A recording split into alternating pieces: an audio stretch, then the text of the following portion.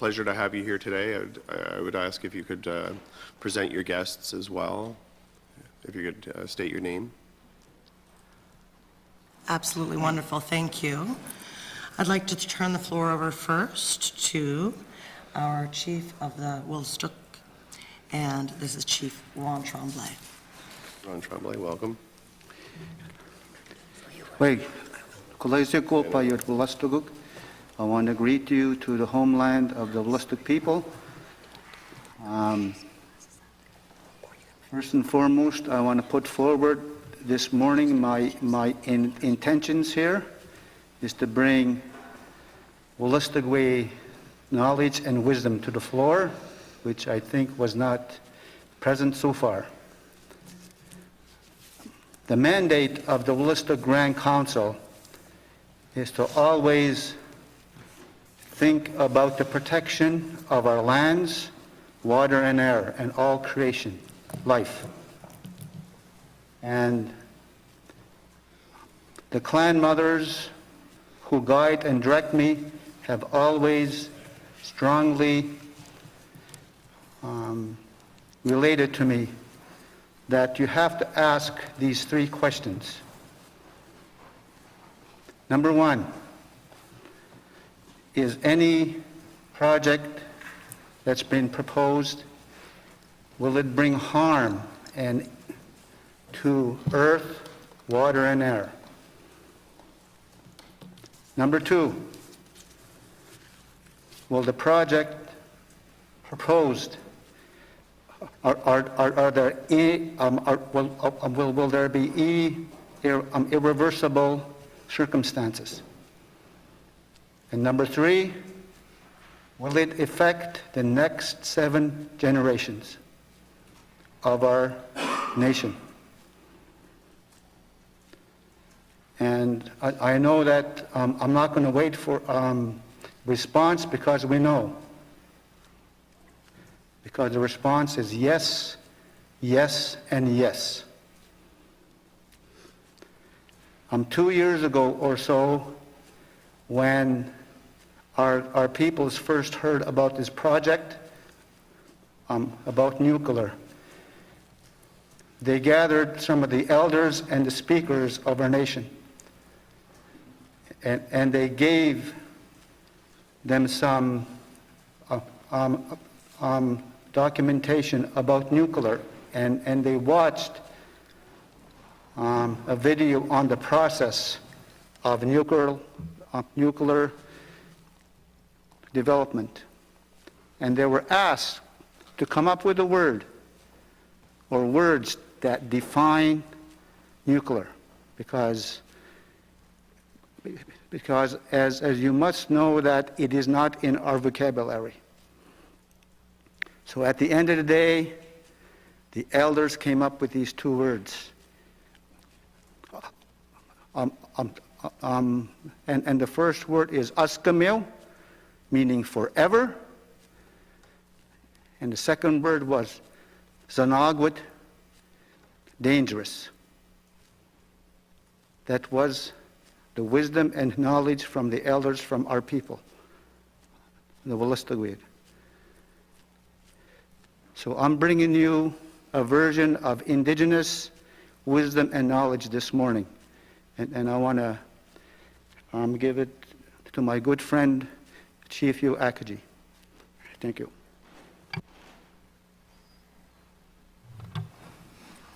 Thank you, Chief Tremblay, for your words of guidance and for allowing us to speak in your territory today. Good morning, my name is Kim Reeder. I grew up here in Woolstook, and I'm grateful for it. I've since spent my adult life in Peskotomuhkati, part of the Bay of Fundy ecosystem, and thank you, Chief Akagi, for welcoming me there and inviting me to sit here today and start with a few words. Like all of you, we've been pulled away from our most important and timely community work to be here today. Like all of you, we know that this discussion is important too. How will we move forward and thrive in an environmental, social, and economic system which is so entirely off the rails, which leaves so many behind, which offloads negative consequences to those who already carry too many burdens. Like all of you, we're working on solutions, and we recognize that collaboration is necessary. Therefore, for a number of years, we've been meeting with the nuclear industry, we've been meeting with NB Power, we've been meeting with others promoting SMRs. And the underlying message from SMR proponents is that we have no choice. That if we don't accept SMRs and the expansion of nuclear power in New Brunswick, we're denying reality. That if we don't agree, we're ignorant about the technology. But the reality is there are choices. SMRs and nuclear energy are but one choice. There are others. There are alternatives for the future of New Brunswick.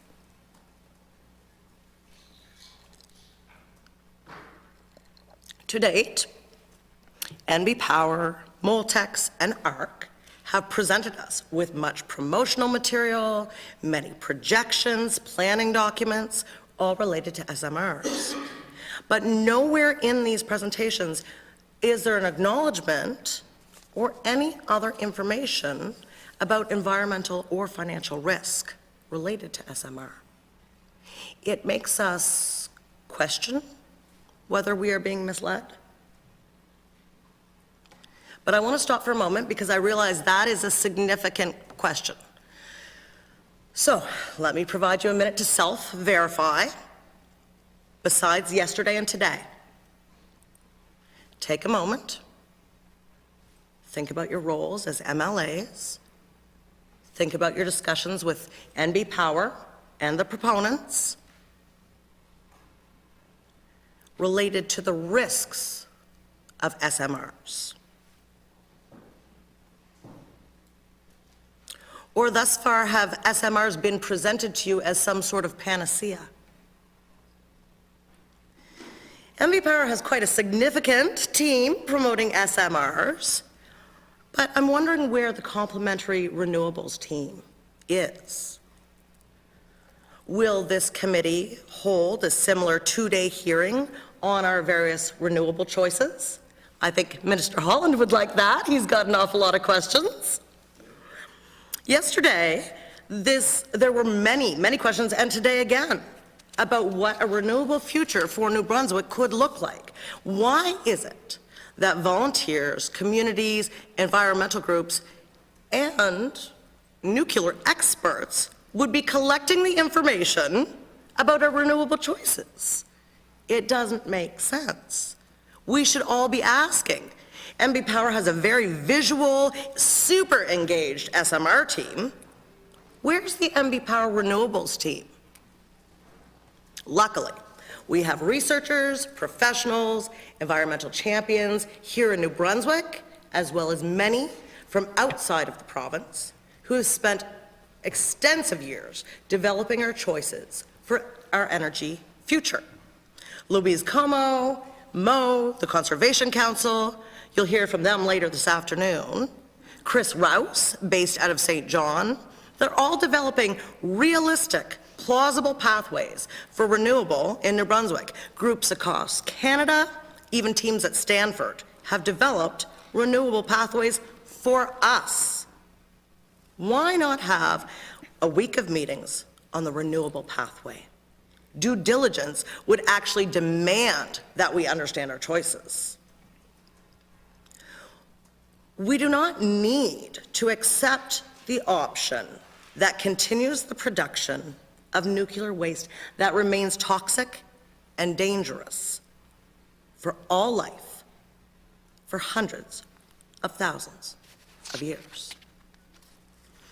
It is possible instead Well, let me rephrase that as a question. Is it possible instead that we could be rolling out renewable technologies now, producing green energy and return on investment now?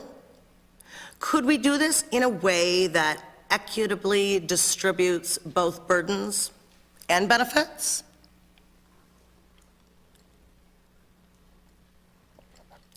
Without being willing to engage in a fulsome discussion on all the potential risks and benefits related to SMRs, as well as our choices for alternatives to SMRs, we believe we are actually wasting our time and energy.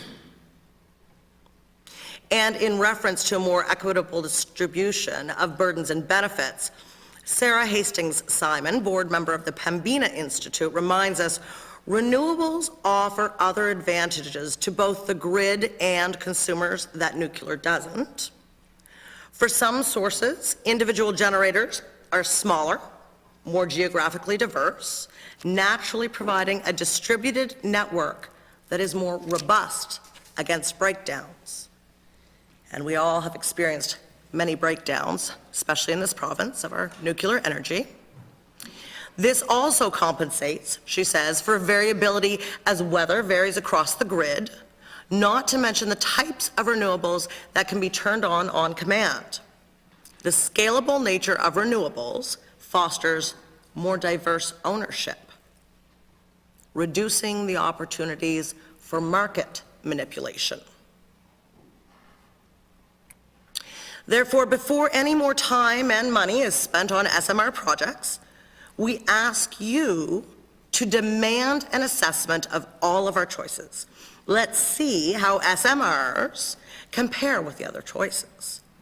Make the evidence publicly available and, most importantly, backed by appropriate and independent scientific technical experts. An assessment.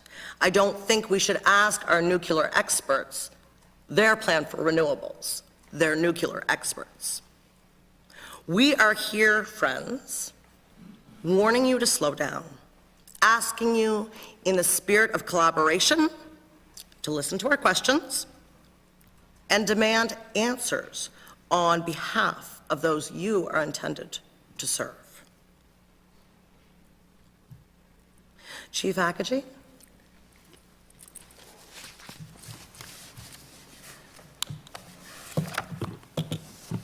Thank you to the Wolastoqiyik for the opportunity to stand and speak in your territory.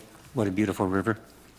Thank you to all in attendance for the opportunity to appear before you and answer your questions.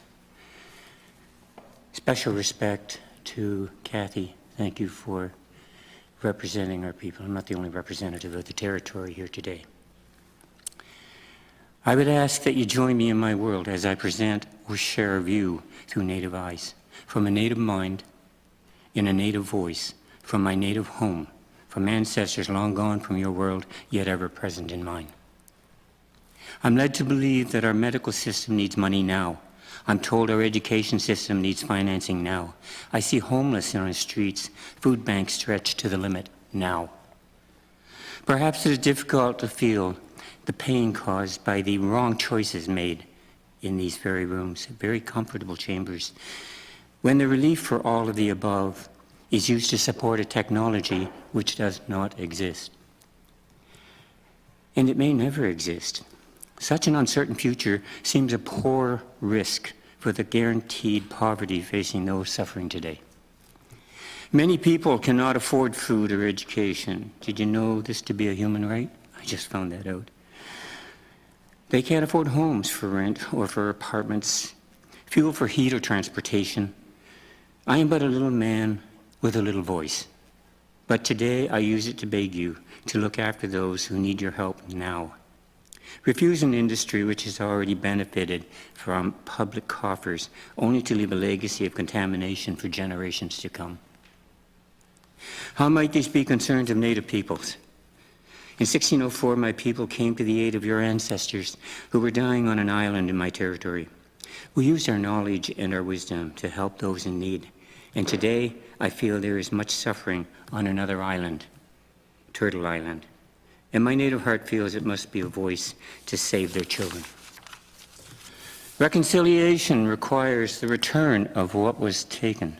However, an inventory check shows forests without trees, waters without fish, and a village site with thousands of years of contamination beyond human habitation, called Point Lepreau.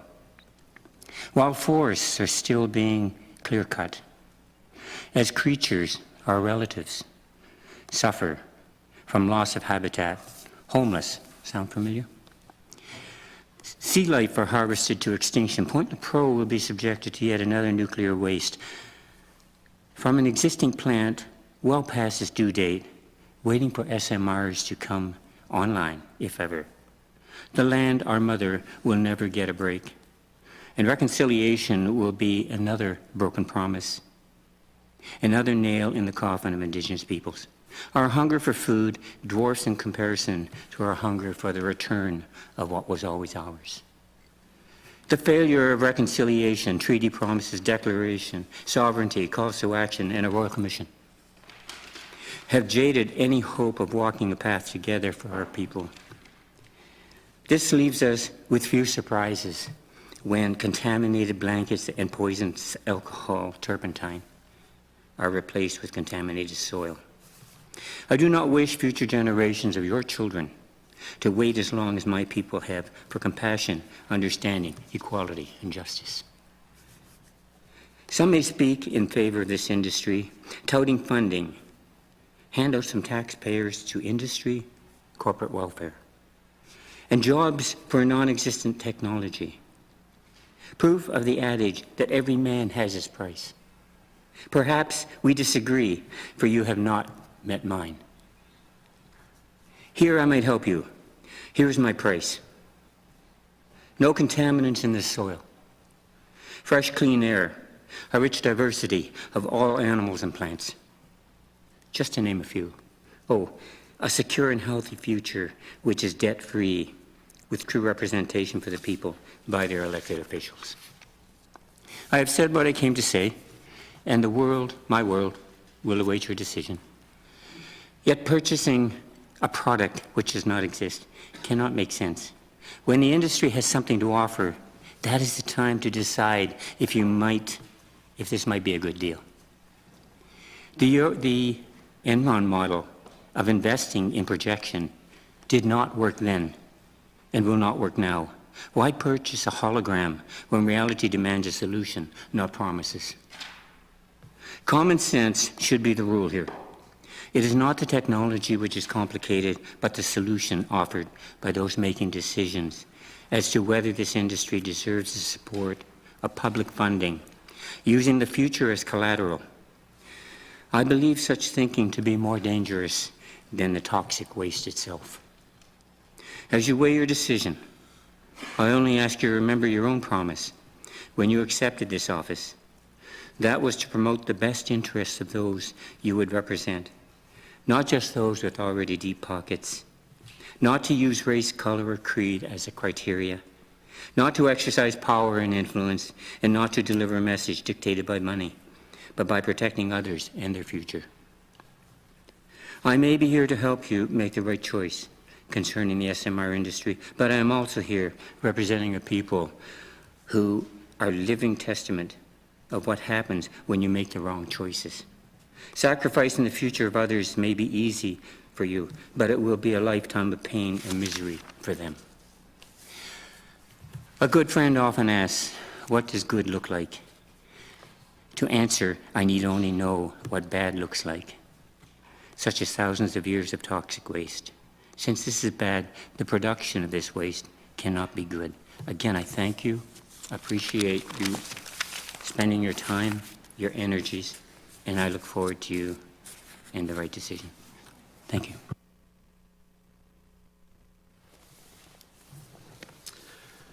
Thank you, Chief Akagi, Ms. Reeder, Grand Chief Tremblay, for your opening remarks. At this time, if you're ready, we'll move into some questions, beginning with the official opposition. Mr. Arsenault, the floor is yours. Okay. Thank you, Chair, and thank you for being here, Ms. Reeder, Chief Tremblay, and Chief Akagi. It's an honor to be in your presence, and really appreciate your opening remarks.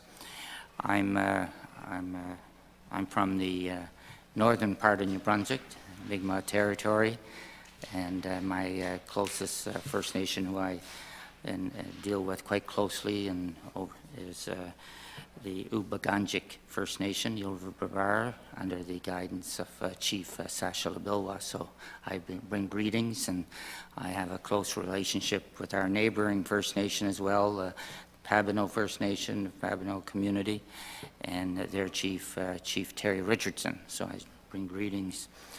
I listened with interest, and I know we listened to Chief Richardson yesterday, and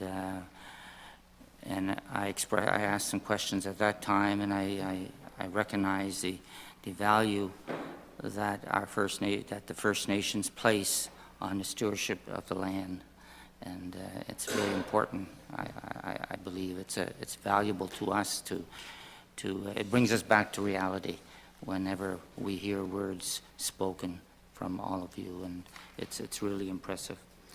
The first question I have for you, because we're here for a specific reason, is just wanted to know if you could outline the history of the relationship of your communities with the NB Power. What is that relationship like? What type of relationship exists now, if there is one? Thank you.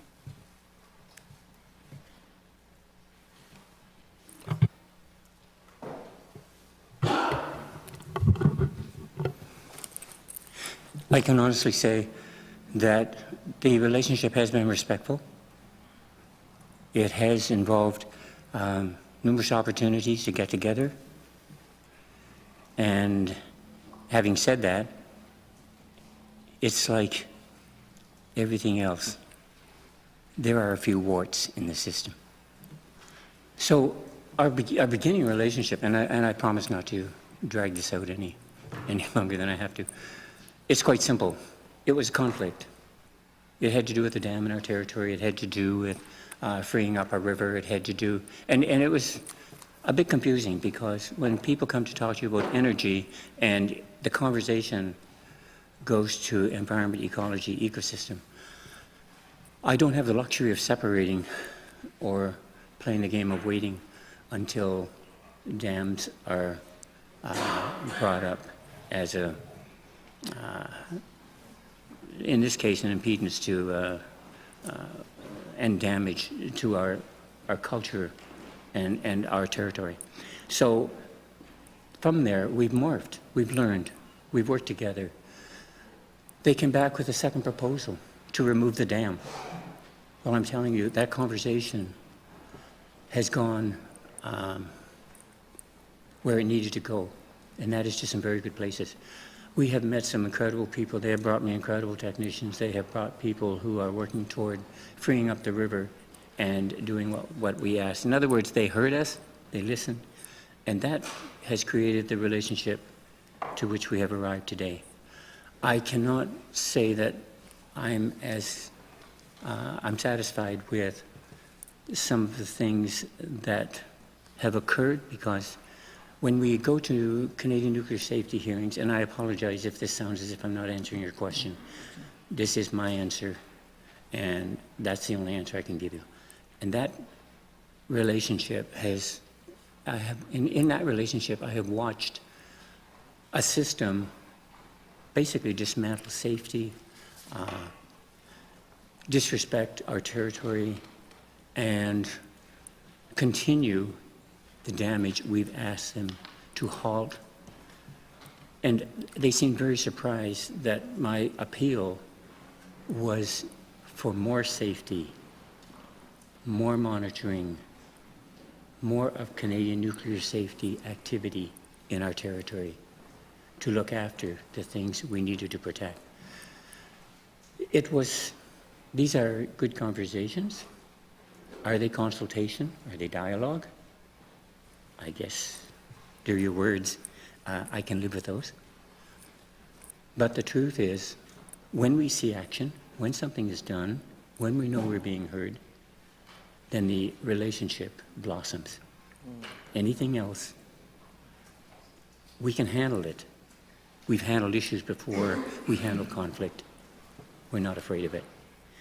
But I'm not answering your question with a yes or no. I'm saying it's a rocky road, but there have been a lot of, there's been a lot of fresh air along the way, and we appreciate that.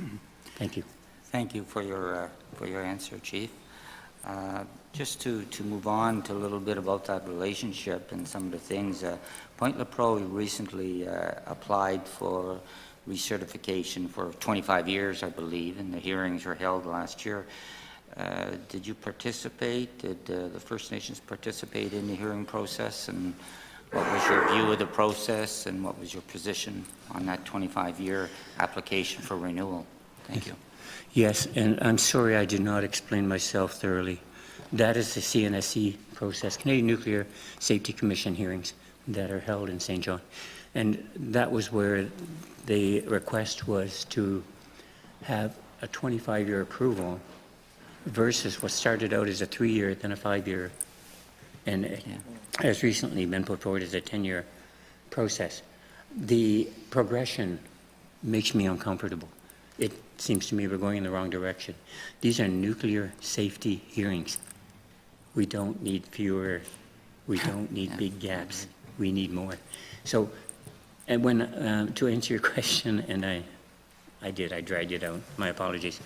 It's simply, yes, we addressed the 25 years, yes, we were not happy, yes, we made it quite clear, and yes, the CNSC did reduce it to 10 years, but we still think that 10 years may be too long. Thank you. Thank you.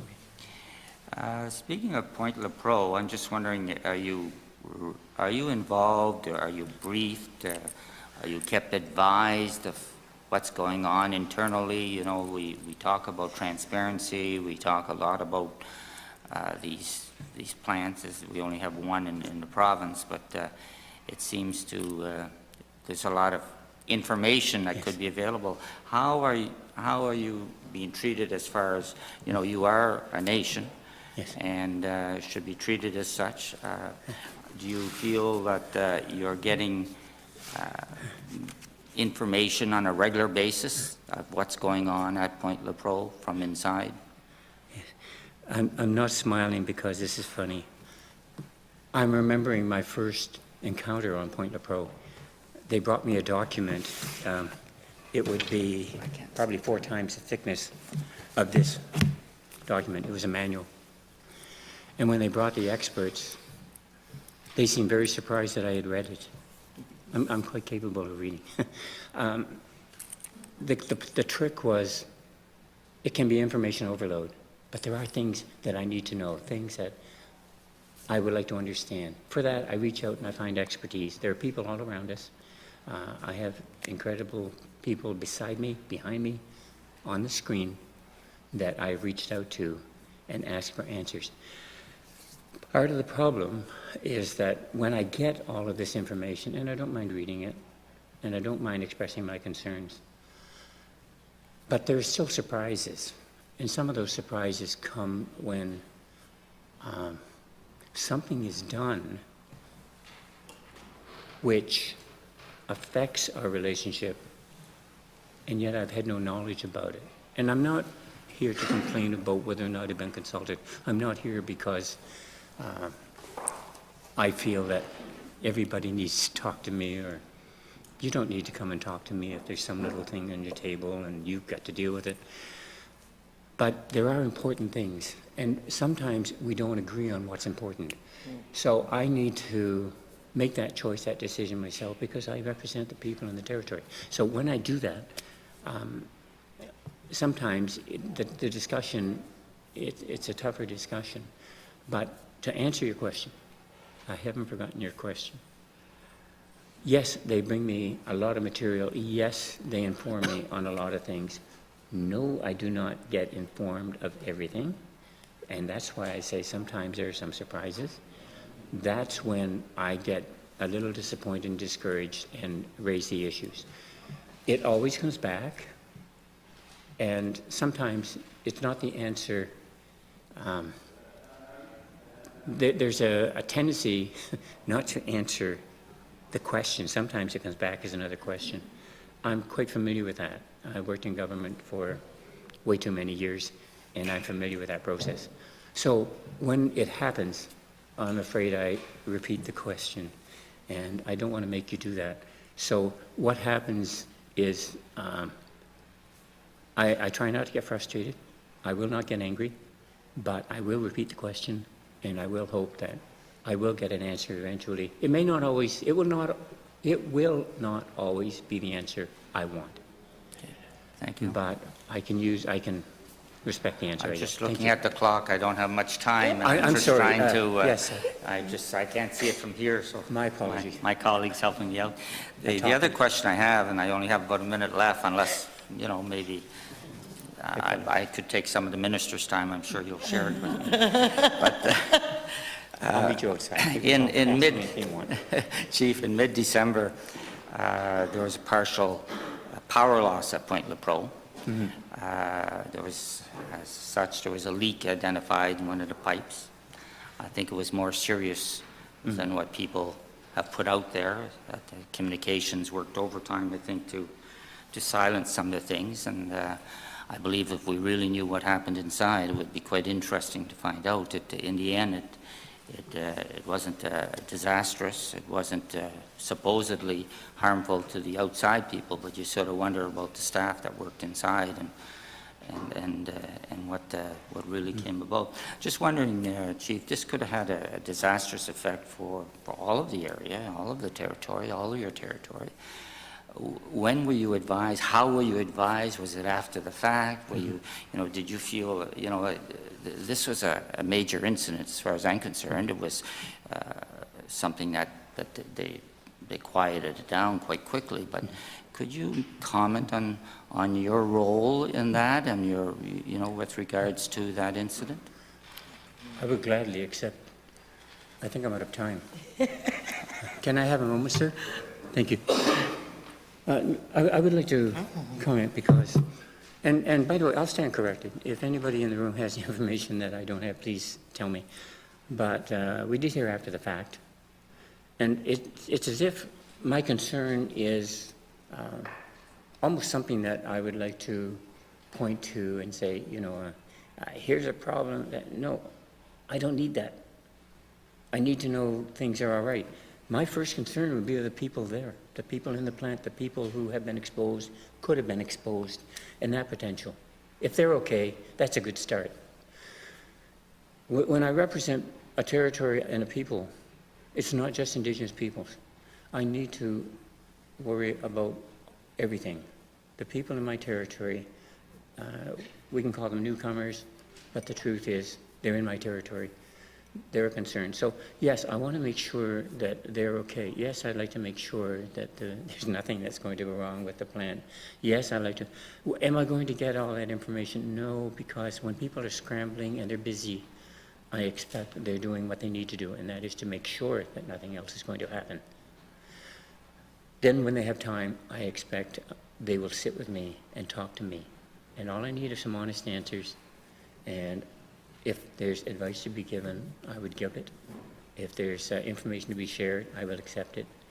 But I'm not going to go after people that are busy trying to fix something just to say, I'm an Indigenous person, you better consult with me. There's a time and a place. I'm not going to do that. Did they sit with you after then and give you a good update and you felt comfortable with that? I don't believe, here I'll request. So we received a direct phone call, and after the incident, which is exactly how it has to happen. They can't call us before the incident, right? So they call us, a direct phone call, and offer to explain, fulfill any of our questions. I guess the only caveat I would say to that, because we have some good connections there who are always willing to talk with us, but we don't know what we don't know. So, are we being given fulsome truth? Maybe, but we don't know.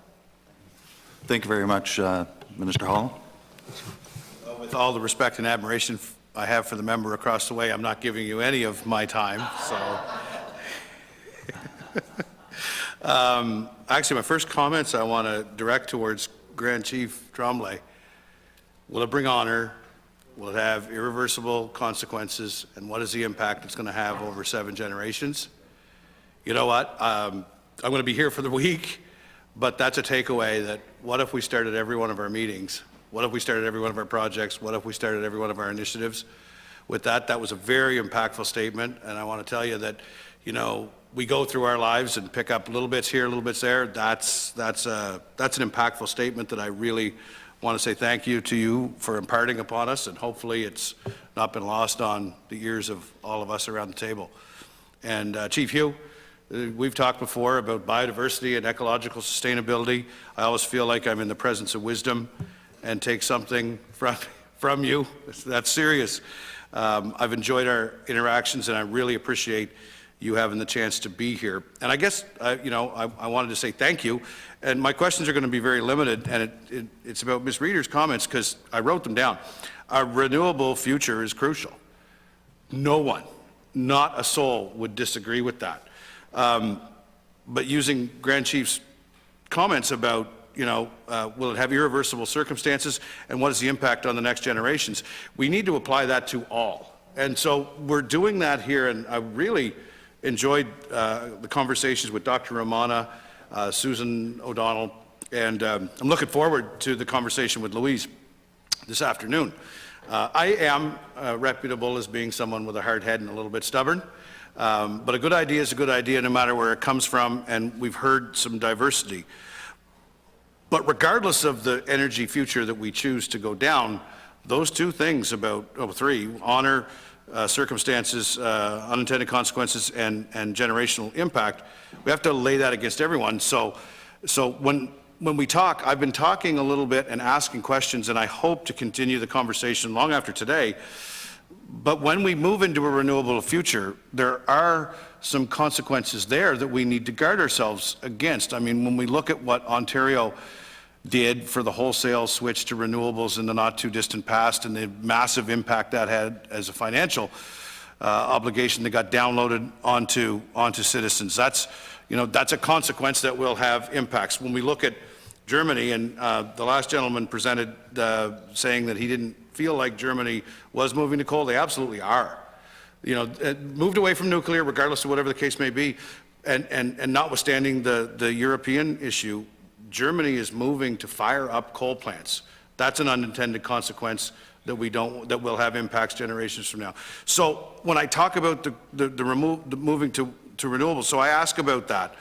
How do we protect ourselves against the consequences related to potential negative impacts when we move into renewables, particularly with unintended costs or the need to revert to fossil fuels, which would be an irony we wouldn't want to see, mining and environmental impacts to generate the products for solar and wind, simple stuff like solar geography.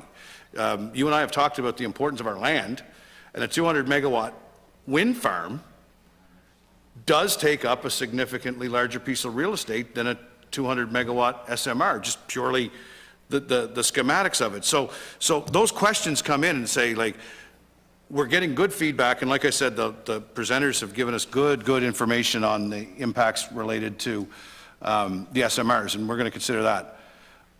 But I haven't gotten questions about the impacts related to renewable conversions. I'll admit to be the first one that there are some areas where of deep concern as we move into nuclear futures, but there's also with renewables. Help me understand how we avoid those pitfalls so that we continue to bring honor, we continue to avoid unintended consequences, and we continue to have positive impacts, not negative, for 7 generations to come. So one of the first things I would say, Minister Holland, is use less. Right? Megan brought this up. Yeah. You brought it up. Yep, absolutely. And when we say that, a lot of the time in conversation, I'm actually met with scoffs. You know, people are not considering that a legitimate choice. So there's a lot of work that we and you have to do there. One other simple note, just kind of a fun fact. I put it on Hugh's notes here as a fun fact, just so that, we can talk about things, but actually within reality is that the global meat industry produces more greenhouse gases than the entire US.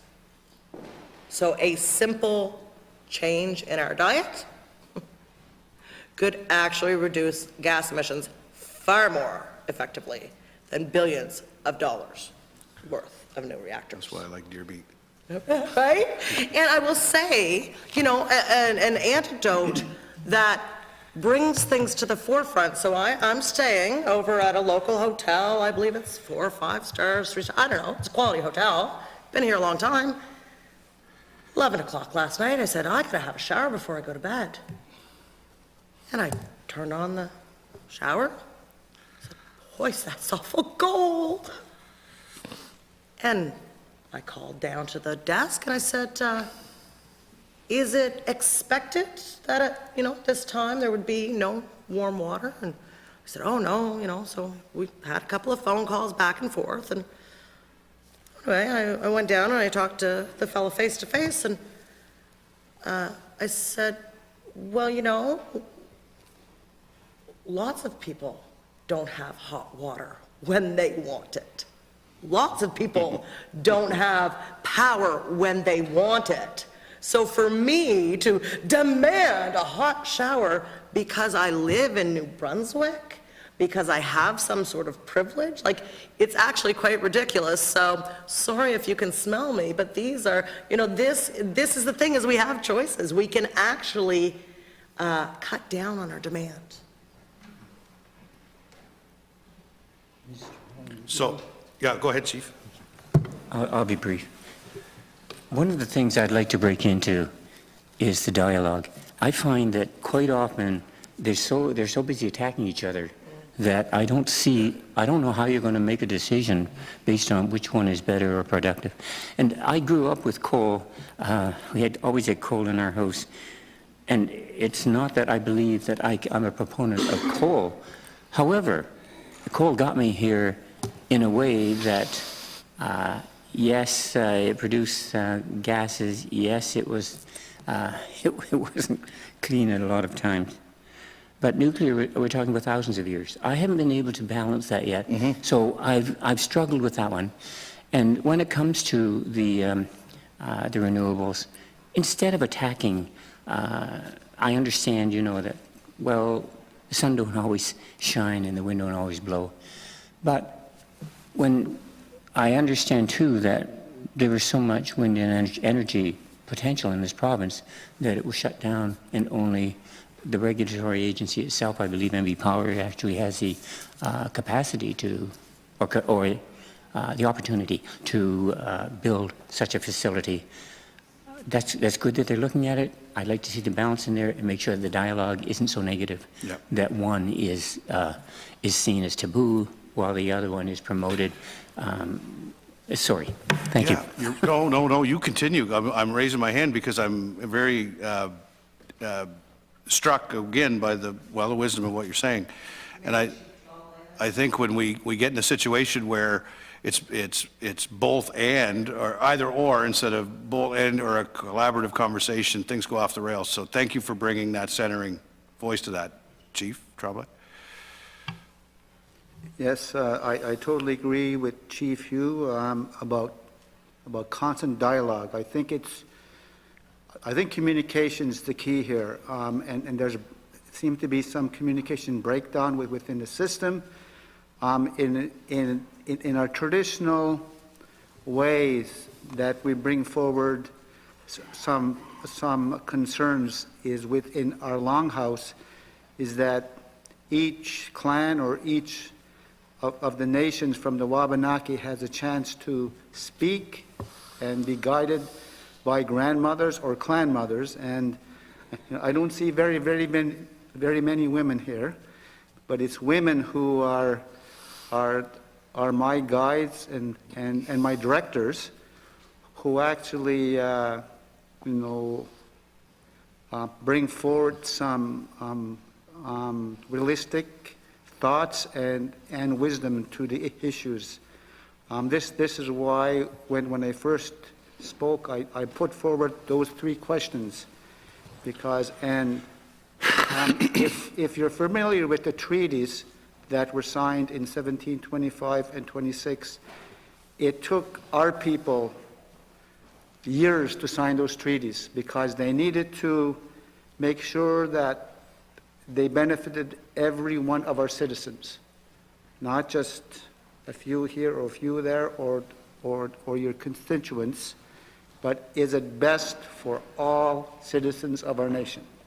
Then we decided, and it was consensus form. And that's how I was selected as a Grand Chief, is all the grandmothers had to agree of my position. And they checked my background. They checked my background, and I'm glad that they didn't go to way back to my teen years. But let's put this on pause. When we talk about nuclear, let's do a heck of a lot more research and make sure we get this right. And if nuclear is not the way to go, which I believe it's not, after I consulted with all the grandmothers, and they came up with that strong and powerful word as forever.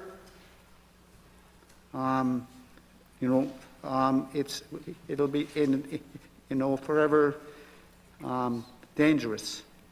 So that's a concern for me, and I don't think nuclear's a magic pill. I think we have to learn from history. And if history has taught us one thing, is we don't keep on doing the same thing over and over again. And we all know what that definition is: insanity.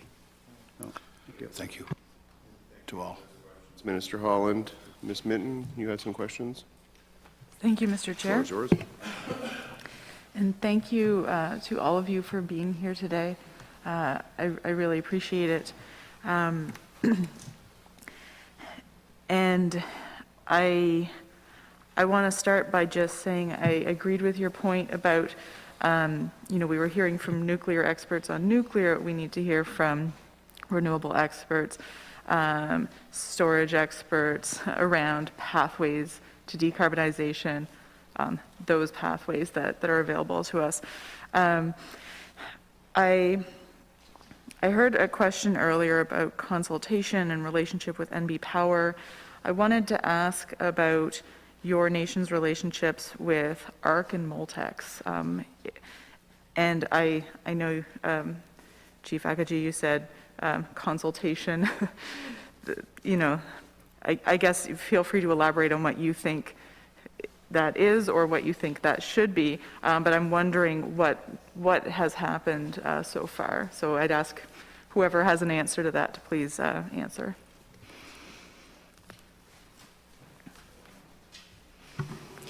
I have to apologize. I didn't quite hear all the question, but I'll do the best I can.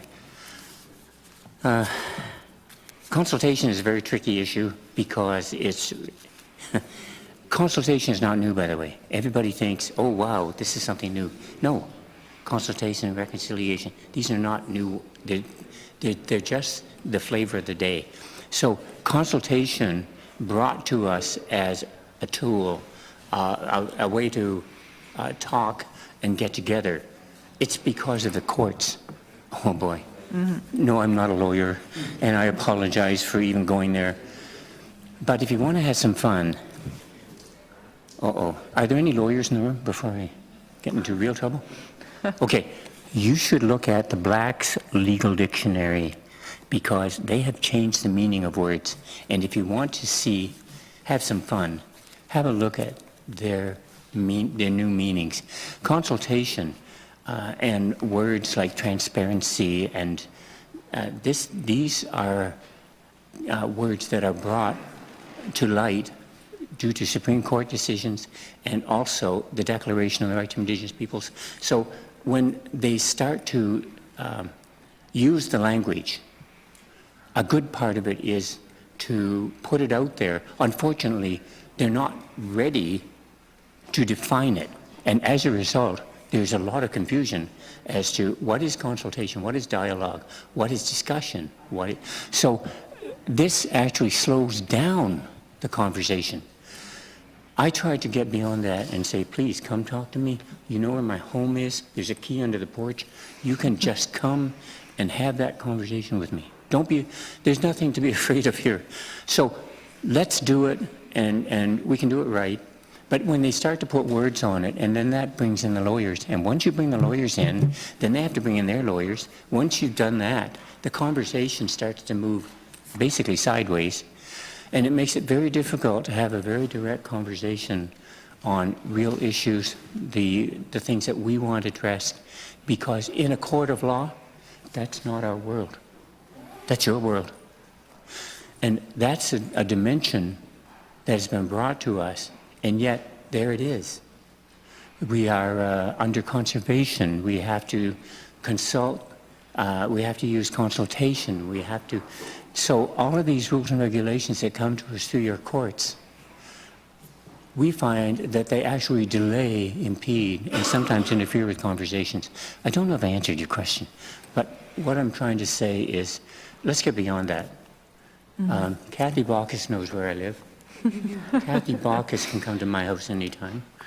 There's no reason why people can't come and say, if you want the answer that I've got, come. And I will explain to you, because I live where my people have lived for 14,000 years. I am the end product. My DNA is the end product of 14,000 years.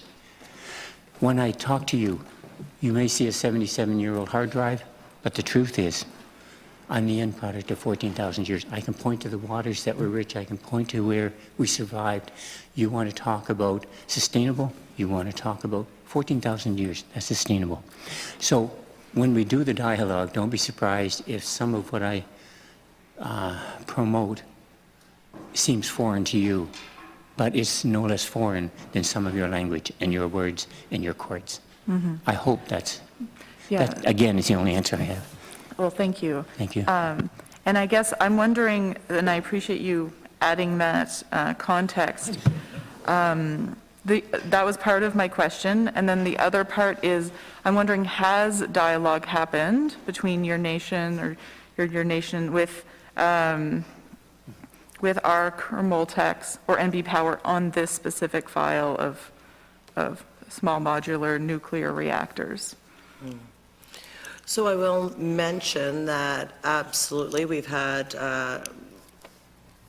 I can count on less than one hand how many conversations we've had with ARC and Moltex, but I think right now we have had conversations, and I think at least in one case we're waiting to have some questions that we asked answered. I think that was maybe last fall or something. So conversations directly on SMRs with NB Power have been quite numerous. Yes. And we're just ramping up to have further discussions with the CNSC on their regulatory process, because of course they've never licensed these things before. So we're, curious about how they'll be making rules for the licensing and how they'll be defining a process, because it's something that hasn't been done before here for our rulemaking. And I will say, it seems like you still have some time left to answer questions, and we welcome that. I see we've also lost a number of members of the committee here today, so maybe we need to cut it short. If I could just addendum that. Sure. We've had quite a bit of conversation, actually, but I find there's a big difference between speaking to a salesman, a technician, an expert, and it's quite often we get the salesman. That's a job. I'm not going to criticize anyone for what they do, but please don't come to me as an expert and give me expertise when I read a document, I look at it, and my background is, I'm a mongrel in many ways. My education, I have my major's in math and physics out of Dalhousie University, so I understand a lot of the technology. And I looked at this equation. I said, the equation is flawed. Well, no, sir, you don't understand it. Well, that's great. The salesman is telling me I don't understand it. I can accept that, by the way. But I wouldn't mind having a copy of that equation so I could take it to some mathematicians I know and say, I think that there's a flaw in this equation. Well, I'll make sure you get a copy of it, sir, but I'm pretty sure it's too complicated for you to understand. Well, thank you again. But that dialogue is not productive. Send me the people that have answers.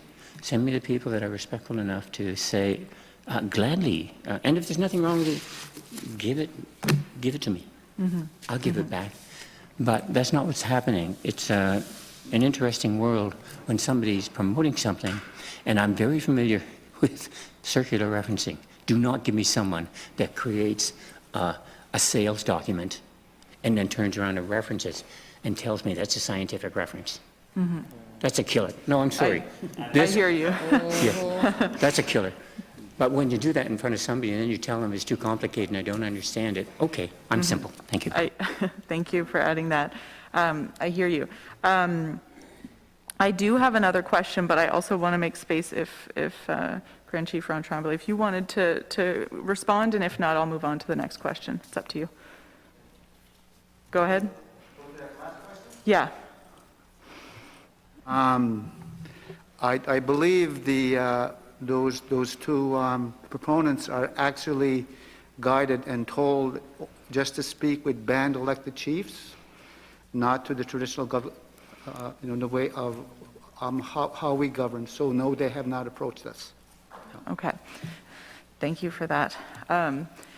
With the time we have left, I wanted to ask for your thoughts around what you would like to see in your nations, in your communities, in terms of a path forward.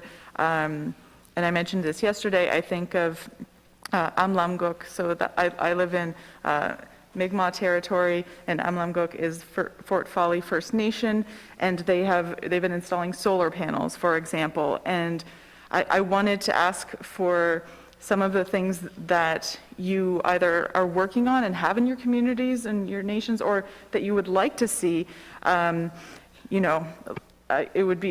think it would be great if we were really investing in energy efficiency, for example, and in more renewable energies. But I wanted to hear what your visions are for paths forward.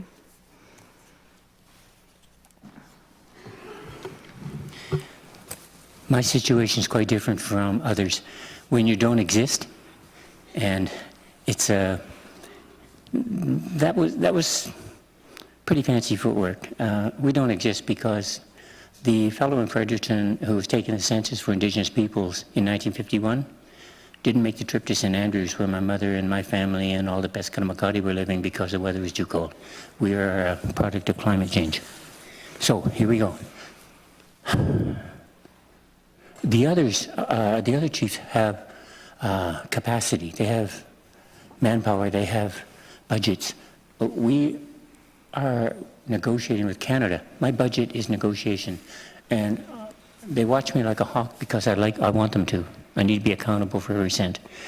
But when I step outside and have dialogue, it's difficult because there is no funding. Yes, I can apply for funding. We applied for funding to come here, and let's thank MB Power for the opportunity and that affords us.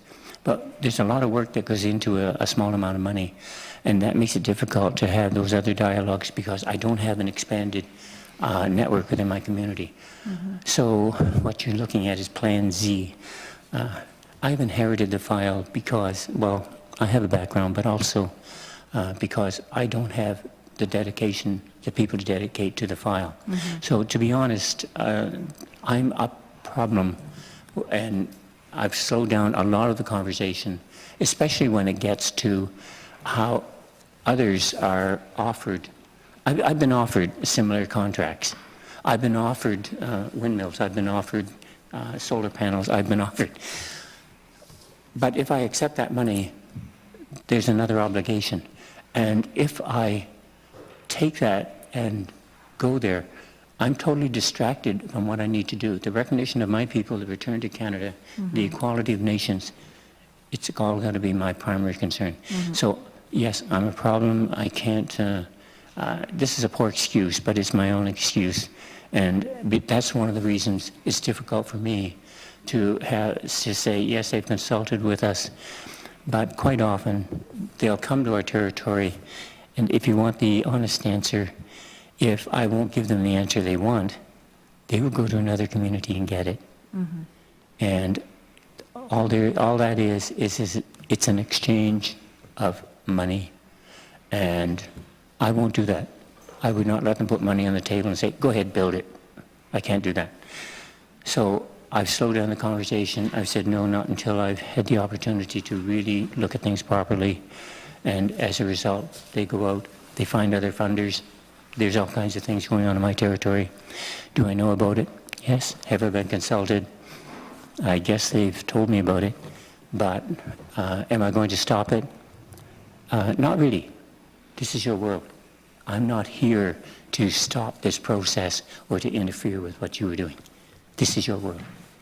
So, no, that's why there's a breakdown in that relationship.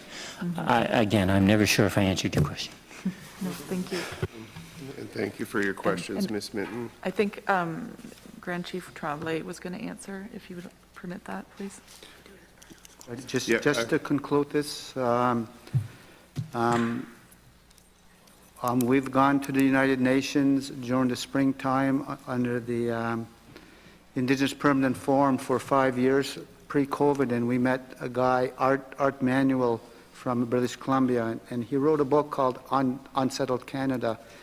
And one of his quotes always has been tattooed to my brain is that he said, it's always been about the land. Always been about the land. And here we are in eastern part of this country you call Canada, and we have peace and friendship treaties that our traditional governments signed with the Crown. And as you know, and we've stated plenty of times that we've never surrendered any lands nor resources. And what I like to foresee is receiving our Crown land back and give us the opportunity that we can rebuild our nation again. Because of putting our people on these postage stamps called reservations, they're not First Nations, they're reservations. There are just that, and one of the elders who had passed away, previous Grand Chief, called them federal institutions, our reservations. So let's talk about land back. Let's start there. Thank you. Thank you, Chief Akagi and Ms. Reeder, Grand Chief Tremblay. Your presentation was very well received, and I appreciate the answers that you've given us with all the questions today.